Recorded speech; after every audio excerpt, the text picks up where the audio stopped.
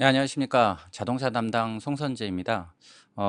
저희 자동차 쪽에서는 2022년도를 전망함에 있어서 2021년도에 상당히 이례적인 현상이 많이 발생을 했고, 이게 정상화되는 과정에서 2022년도에 자동차 업종의 주가 상승을 예상을 합니다. 다만, 전반적으로 본다면은 시장 상황이 변화에 따른 제한적인 수준에서의 반등으로 생각을 하고 있고요. 추가적인 플러스 알파 요인에 대한 숙제도 있다라고 생각을 하고 있습니다. 장표를 보면서 말씀을 드리도록 하겠습니다. 일단 전반적으로 말씀드린 것처럼 주가 반등의 이유도 있고 플러스 알파가 필요한 것도 명확하다라는 관점을 말씀을 드리겠습니다. 일단 2022년도는 자동차 시장의 회복과 이연 수요에 기반한 모델 사이클이 연장이 되면서 이익 증가세는 유지될 것으로 생각을 합니다.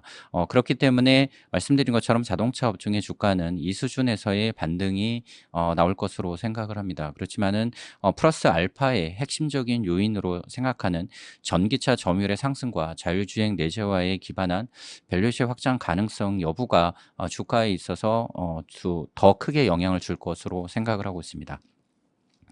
일단 먼저 자동차 시장 전망을 말씀드리겠습니다. 자동차 시장은 이 전망을 함에 있어서 2019년도 이후로 자동차 시장의 수요와 공급단에서 그 부조화를 일으켰던 요인들이 있음을 먼저 상기하시면 좋을 것 같습니다. 코로나와 차량용 반도체 부족으로 수요와 공급 양측에서 모두 상당히 부진한 상황이 최근 3년 동안 이어지고 있고요. 이렇게 3년 동안 이연된 판매만 전 글로벌하게 3천만 대 정도 수준으로 생각을 하고 있습니다. 그래서 2022년도에는 이러한 이 요인들이 정상화되는 과정 속에서 수요와 공급이 어느 정도 회복될 것으로 생각을 합니다. 그래서 6% 정도의 성장이 예상된다라고 말씀을 드릴 수가 있고요. 물론 이 3년 동안 영향을 주었던 요인들이 2022년도에도 추가적으로 그 요인으로 잠재적인 위험으로 작용할 가능성도 있습니다. 그래서 여전히 코로나와 주요 부품의 공급 차질은 내년도에도 주기적으로 영향을 줄 가능성이 있다라고 보고 있습니다.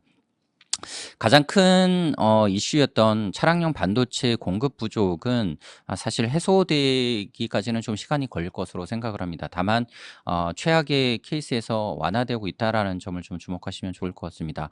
2021년도에는 두 번에 걸쳐 갖고 차량용 반도체의 공급 부족이 만들어낸 생산 판매 쇼크가 있었습니다. 글로벌로 한 800만 대 정도 이상으로 추정되는 판매 기회의 손실이 발생을 했고요. 다만 3분기에 발생했던 주요 생산지에서의 코로나19 확산의 영향은 좀 완화가 되고 있고 반도체 공급업체들의 가동률도 서서히 회복되고 있기 때문에 4분기 이후로 수급 상황은 개선될 것으로 생각을 합니다. 다만 중장기적으로 본다면은 자동차의 전장화가 계속되면서 반도체 수요는 계속 증가하는 구조로 있기 때문에 그에 반해서 공급 능력의 확대는 시일이 소요되는 문제이기 때문에 이 일시적인 그 문제가 발생했을 경우는 수급 문제가 다시 재발할 가능성 있다라는 점 다시 강조를 드리겠습니다.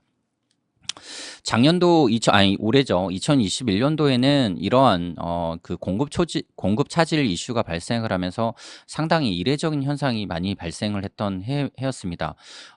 수요 대비 공급이 부족함에 따라서 전형적으로 완성차들의 협상력이 극대화된 셀러스 마켓을 형성을 했습니다.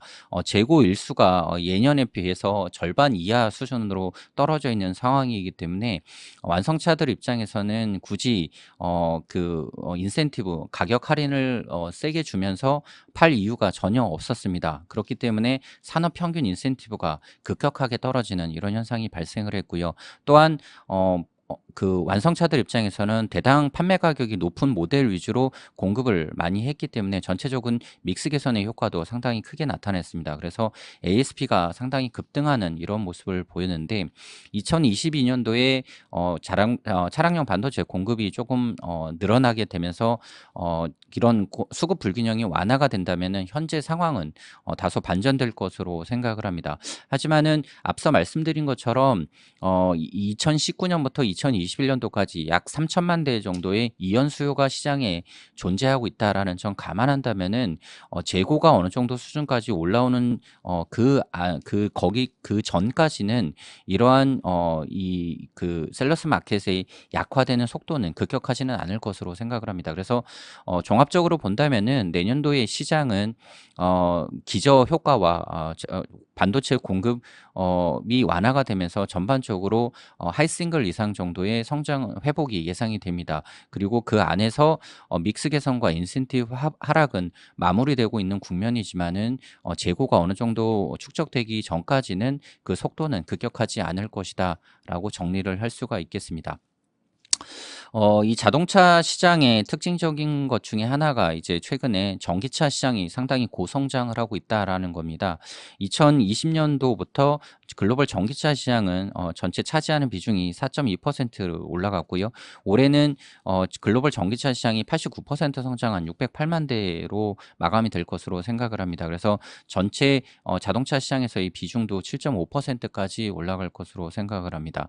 2022년도 이후에도 이러한 추세는 유지될 것으로 생각을 합니다. 각 정부의 전기차 지원과 업체들의 전기차 모델 출시가 확대가 되면서 내년도에도 전기차 시장은 30% 이상 성장할 것으로 보고 있고요. 이러한 전기차 시장의 성장 동인들은 계속 강화될 것으로 생각을 합니다. 그렇기 때문에 저희는 2025년도에 글로벌 전기차 시장은 지금보다 약 3배 정도 커진 1,700만 대, 침투율은 17%까지 확대될 것으로 생각을 합니다. 그런데 이 과정에 사실 미국 시장 쪽 침투율을 조금 낮게 추정을 했습니다. 하지만은 미국이 최근에 인프라안이라든가 이런 쪽에서 전기차 쪽을 강화하려는 정책을 갖다가 계속 펼치고 있기 때문에 미국 쪽에서의 이 정부 지원이 강화된다라면은 이 부분에서 추가적인 업사이드가 있음을 좀 상기해 주시면 좋을 것 같습니다. 시장이 이렇게 고성장하는 가운데 전기차 시장에서의 경쟁도 좀 복격화될 것으로 생각을 합니다. 주요 완성차 업체들이 전기차 전용 플랫폼을 기반으로 한 전용 모델의 출시를 늘리고 있는 상태입니다. 폭스바겐은 MEB 플랫폼을 통해서 ID3, ID4, ID6라는 모델을 계속 내놓고 있는 상태이고요. 현대차 그룹도 EGMP 플랫폼을 통해서 아이오닉 시리즈와 EV 시리즈를 내놓고 있습니다. 내년도에는 GM과 스텔란티스, 포드, 이런 토요타 이런 모델들도 전기차 전용 모델들을 출시를 늘릴 예정으로 있습니다. EV 전문 업체들에서도 신차들이 많이 나옵니다. 테슬라 같은 경우는 유럽 시장으로 공장을 확대하고 있고요. 그다음에 사이버 트럭이라든가 이런 모델 쪽도 확장하고 있습니다. 신생 스타트업 업체인 루시드랑 리비안 같은 업체들도 최근에 모델을 출시를 했고요. 중국의 니오나 리오토, 샤오펜 같은 업체들도 내년도에 신차 출시를 늘릴 예정으로 있습니다. 그래서 전반적으로 본다면은 내년도에는 전용 플랫폼에 기반한 상품성이 개선된 전기차 모델들이 다수 등장을 하기 때문에 전기차 시장은 본격적인 다자 경쟁 구도로 빠르게 전환될 것으로 생각을 하고 있습니다. 이 전기차 플랫폼 이 다자 경쟁 구도 하에서 하드웨어뿐만 아니라 IT와 소프트웨어의 경쟁도 가열될 것으로 생각을 합니다. 전기차는 궁극적으로 본다면은 단순하게 동력원 하드웨어의 변화만을 의미하는 게 아니라 결국은 자율주행과 모빌리티로 가는 과정에서 하드웨어 플랫폼의 전환을 의미하고 있습니다. 이를 위해서 장기적으로 본다면은 중앙 집중형 전기전자 아키텍처라든가 통합 제어기 그리고 통합 OS 그리고 외부와의 연결을 위해 필요한 OTA 서비스 및 클라우드 기능들이 통합적으로 움직일 필요가 있습니다. 그렇기 때문에 이러한 기술을 얼마나 빨리 그리고 잘 갖추느냐가 향후에 자율주행과 모빌리티 시장으로 가는 길목에서 상당히 중요한 의미를 가지고 있다라고 보고 있습니다. 주요 완성차 업체들 중에서 테슬라는 이미 통합 제어기와 OS를 통해서 자율주행의 상용화를 일부 추진을 하고 있는 상태일 정도로 빠르게 움직이고 있고요. 폭스바겐과 GM도 IT와 소프트웨어의 내재화를 상당히 강하게 추진을 하고 있습니다. 현대차 그룹도 2023년도를 목표로 이러한 그 IT 소프트웨어 내재화에 상당히 빨리 뛰어들고 있기 때문에 내년도에는 이 관련 업체들 간의 기술 경쟁이 상당히 치열하게 진행될 것으로 생각을 합니다. 그래서 전반적으로 정리해서 말씀을 드리도록 하겠습니다. 내년도에 한국 업체들은 시장 회복과 모델 사이클의 피크 구도에서 상당히 경쟁을 할 것으로 생각을 합니다. 한국 완성차 업체들은 모델 사이클이 내년도 하반기를 기점으로 해서 하락하는 국면으로 접어들 것으로 생각을 합니다. 그래서 저희는 글로벌 완성차 현대차 그룹의 점유율이 내년도에 소폭 하락하는 모습을 보일 것으로 생각을 합니다. 다만 앞서 말씀드린 시장 수요와 마찬가지로 현대차 그룹에 대한 신차 수요도 이연 수요가 꽤 있다라는 거 감안할 경우는 급격하지 않을 것으로 생각을 하고 있습니다. 앞서 말씀드린 것처럼 인센티브 환경도 좀 바뀔 것으로 생각합니다. 인센티브는 당연히 최근처럼 급격하게 낮아진 국면에서 다소 증가하는 국면으로 전환될 것으로 생각을 합니다.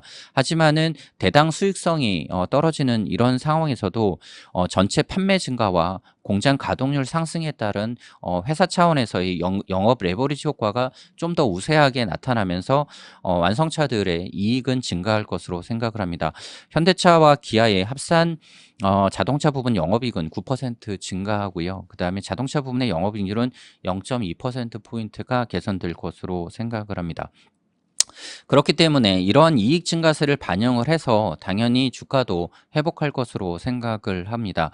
2022년도에 그 이익 증가가 앞서 말씀드린 것처럼 9% 정도 증가를 하기 때문에 실질적으로 완성차들의 주가도 이 부분에서 플러스 알파로 나올 것으것으로 생각을 합니다.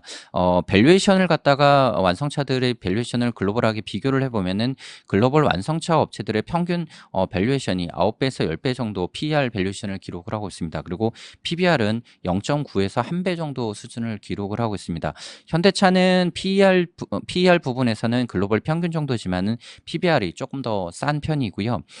기아는 PBR 밸류에이션은 글로벌 평균 정도 수준이지만 PER 밸류에이션이 글로벌 평균보다 낮은 상황입니다. 그렇기 때문에 전체적으로 본다면은 이익 증가 플러스 평균 대비 낮은 밸류에이션이 회복하는 과정에서의 주가 상승이 가능할 것으로 생각을 하고 있습니다.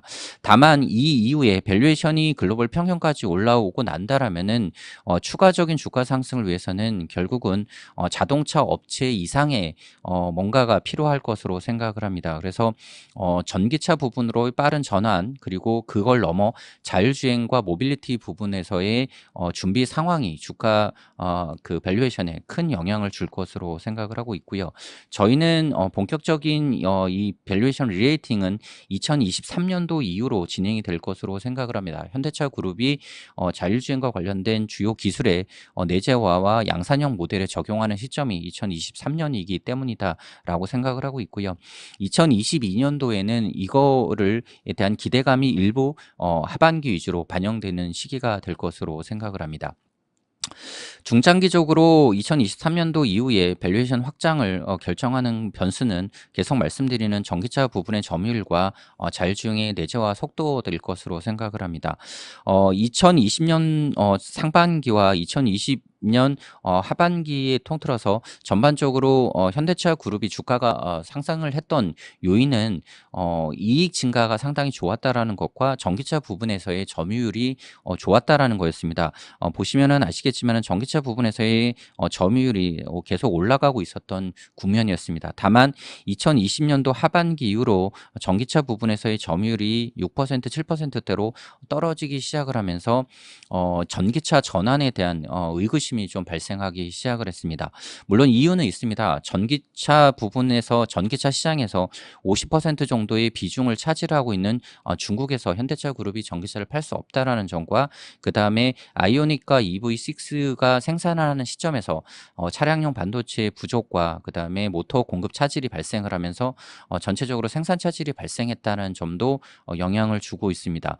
하지만 이유가 어떻든 간에 전기차 부분에서의 점유율이 올라가야 됩니다. 특히 내연기관 쪽에서의 점유율이 8% 후반을 기록하고 있다는 점 감안한다라면은 중국의 부재를 감안하더라도 현대차 그룹은 전기차 부분에서의 점유율이 8%까지는 회복할 필요가 있습니다. 이렇게 점유율이 8% 정도를 차지해야 전기차 시장으로의 전환 쪽에서 현상을 유지할 수가 있고요. 그 이후에 자율주행의 빠른 전환이 가능하다라고 생각을 하고 있습니다.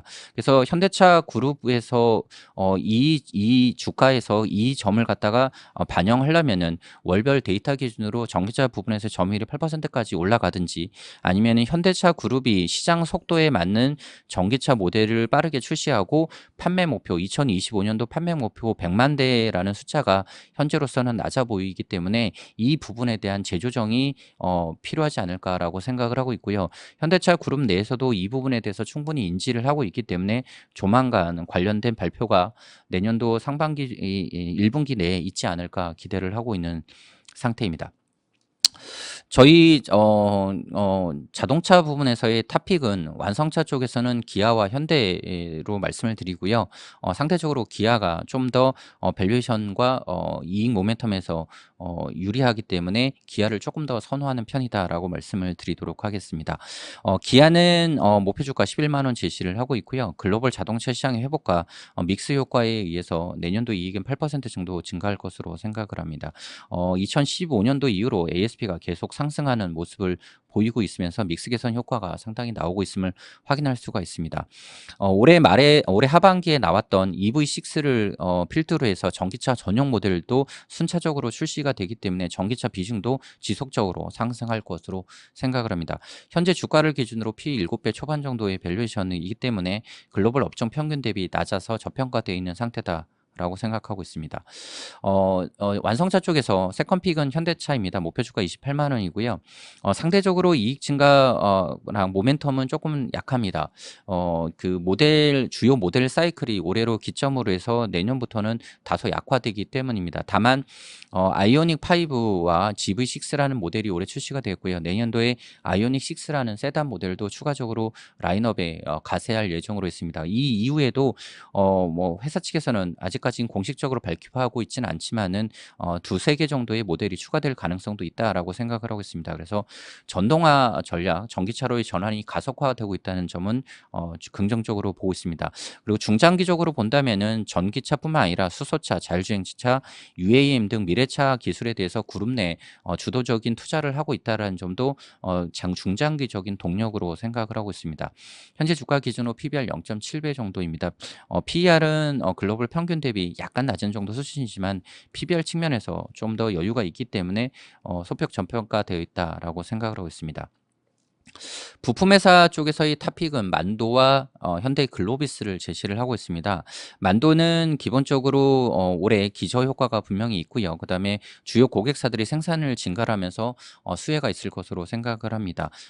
그에 따라서 2022년도에 영업이익 22% 증가가 예상을 하고 있고요. 4분기 이후로는 북미 전기차 업체 T사죠.